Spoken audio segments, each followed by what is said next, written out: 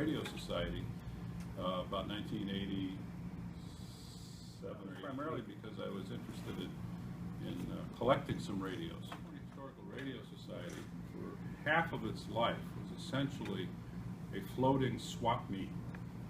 That is to say, once every 2 or 3 months, we'd get together at a parking lot somewhere. We have the Society of Wireless Pioneers Archives, and I'll tell you about that very briefly. The Society of Wireless Pioneers was established by a guy named Bill Brenneman, who had been a Marine operator in 1912.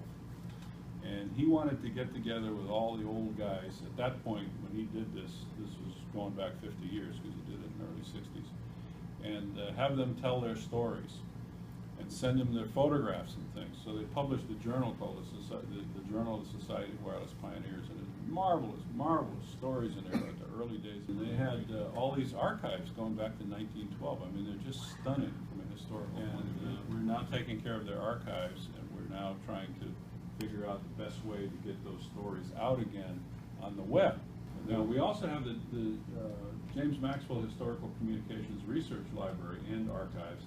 Jim Maxwell, Pacific Director for the ARRL, and was a double PhD scientist, but he'd been a radio guy from at least the time when he was in the Army doing intercept work in Germany and whatnot. But he went out of his way to collect periodicals and that sort of thing. As a result of his work, we have 2 original #1 QST magazines. It's practically just a little brochure.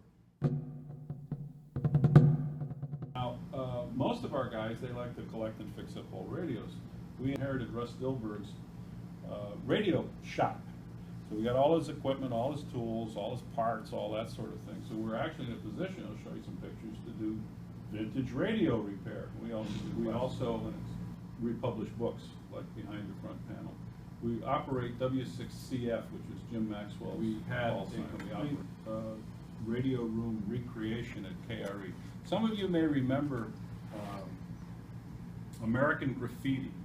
So this is a movie in the 60s about these kids in San Rafael just before the Vietnam War and that sort of thing. And you may remember that the kid has to get a message to his girlfriend, because it's a matter of the heart. And he has to go see Wolfman Jack to get Wolfman Jack to do this broadcast, because he knows his girlfriend's going to be listening to Wolfman Jack. Now, I used to hear Wolfman Jack once in a while too. But in here, he's in this control room. Well, they actually filmed that at radio station KRE, where we had our museum. So we recreated, as well as we could, the Wolfman Jack control room that appears in the movie.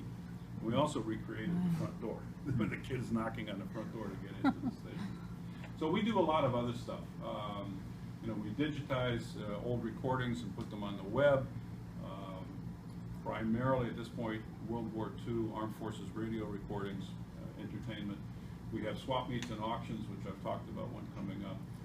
We do have the museum. Many volunteer opportunities. We have an ongoing radio archaeology project.